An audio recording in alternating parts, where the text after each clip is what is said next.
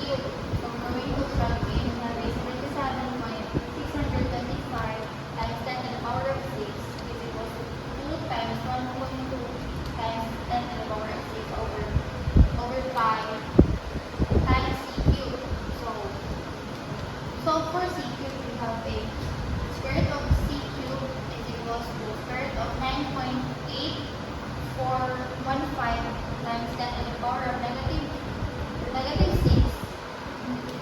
meter cubed. So we're going to have a c is equals to 21.43 times 10 to the power of negative 3 meters times 2, which equal to 42.8 times 10 to the power of negative 3 meters. So for our problem 3.16, we have a given of rad 80, which is equals to t is equals to 10 inches with a Tmax of 15 psi, and rad BC is t is equals to 10 inches, and our Tmax is 8 psi.